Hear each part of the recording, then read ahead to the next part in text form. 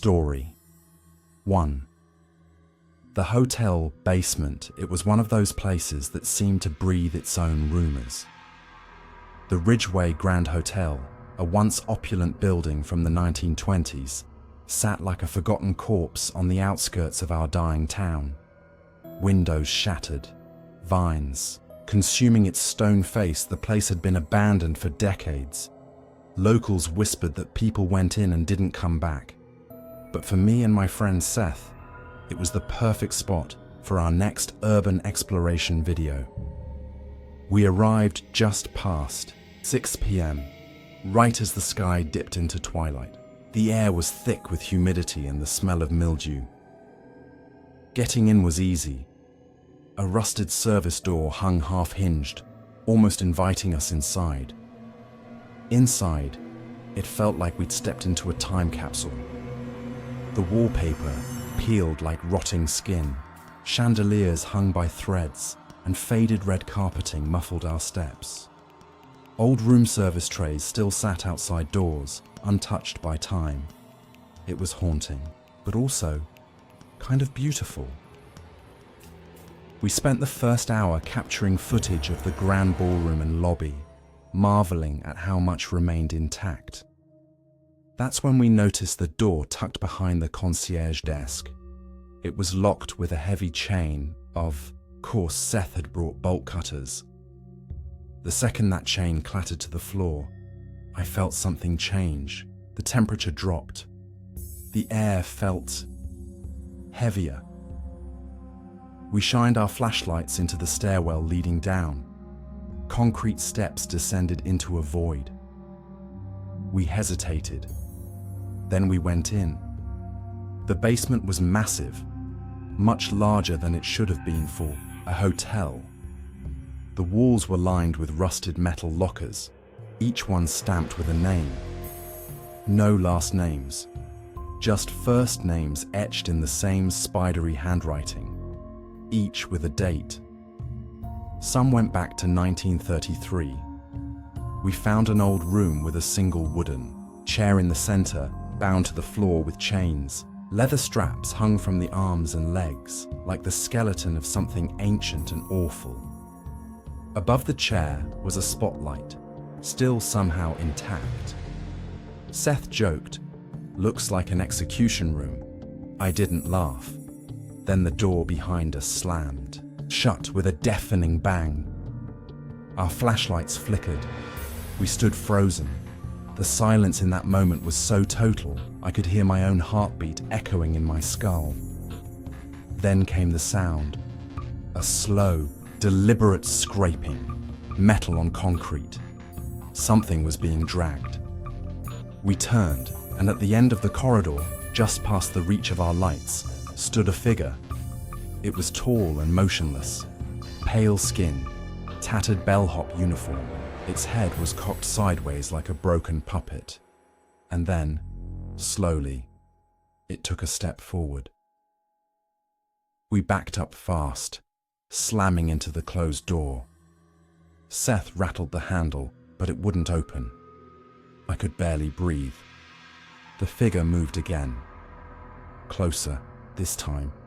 It didn't walk, it glided, feet never touching the ground. Then, the lights went out. Pitch black. I don't remember screaming, but I know we did. When the door finally gave way, we burst out of the basement and didn't stop running until we were in the car, drenched in sweat, panting like animals. Later, when we reviewed the footage, there was one single frame, barely half a second, where the figure showed up. Its face was pressed against the lens, staring. Story 2. The school in the woods. Everyone in my town knew about Elder Ridge Elementary, even though no one had set foot in it for nearly 50 years. They said it caught fire in 1974, said a teacher went mad and locked students in a classroom before setting it ablaze. The official report called it an accident, but locals called it a curse.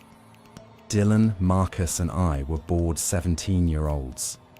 We didn't believe in curses, just liked the thrill of doing things we weren't supposed to.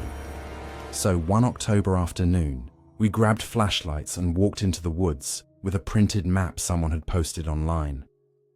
It took us an hour to find the place. The school was barely visible through the trees, like the forest was trying to consume it. The brick facade was cracked, windows broken, roof caved in on one wing. We climbed through a busted doorway and entered what used to be the main hallway. Dust danced in beams of light, and the scent of burnt wood and wet rot filled the air. Desks and chairs were still scattered around. A child's shoe lay on its side next to a toppled bookshelf. We wandered through the classrooms, whispering about how weird it all felt. Then Marcus found the staircase to the 3rd floor. Half of it was gone, collapsed into a pile of rubble, but he climbed the broken frame like a monkey and helped us up. The top floor was darker. All the windows were bricked up from the inside. We walked slowly, the floorboards creaking under every step.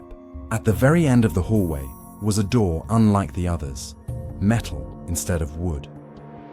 A tarnished plaque read, "Room 303, Special Needs Unit."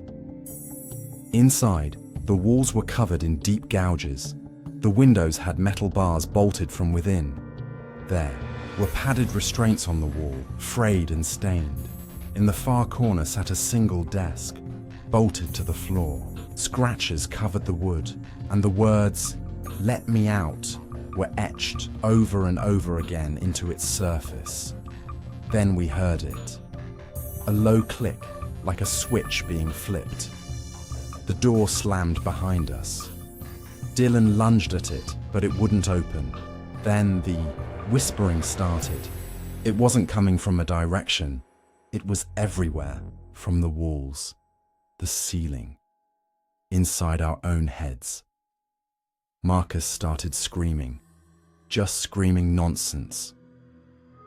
We all turned toward the desk. Something was moving underneath it. A slow, rhythmic scratching.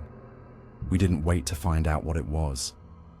Dylan kicked the door until it burst open, and we bolted down the hall, climbed over the stair debris, and didn't stop running until we were out of the woods. Marcus never spoke about it, ever again. 2 weeks later, he stopped coming to school. A month later, we heard he died in his sleep. A heart attack, they said. He was 17. I visited his house afterward. His mum asked me if I knew anything about the scratches in his desk. When I looked, I saw them. Let me out. Story 3. The tunnel. Beneath the house, when my cousin Danny inherited a remote house from our great-uncle Thomas, we thought it was a blessing. It wasn't. The house was massive but ancient. Built in the 1800s, it sat on a hill surrounded by thick Pennsylvania forest. There was no electricity, and the whole place smelled like dried blood and pine needles. We planned to clean it out and sell it. First day there, Danny found the false wall in the basement, a section of stone that sounded hollow. We knocked it down and revealed a narrow stone tunnel sloping downward into darkness. The air that came out of it was wrong, stale but charged, like standing too close to static electricity. We grabbed old lanterns from the cellar and followed it down. The tunnel twisted deeper into the earth, the walls lined with strange markings, spirals, crude faces, eyes carved again and again. Then we reached a chamber, a perfect circle, walls covered in carvings that seemed to move when you weren't looking at them, and in the center, a pit. No wider than 6 feet, but so deep our lights couldn't find the bottom. Around the rim were dozens of wax stubs, long melted into the stone. Burn marks fanned outward like something had clawed its way up. Danny stared into it. He whispered, "They're down there." I pulled him back. His body was ice cold. His eyes were wide and glassy. That night, I woke up to creaking floorboards. I found Danny standing in the kitchen, barefoot, staring at the basement door. He whispered, "They keep calling me." The next day, I sealed the tunnel with bricks and cement, but I still hear things at night. And sometimes, when I dream, I see the pit and something in it, smiling.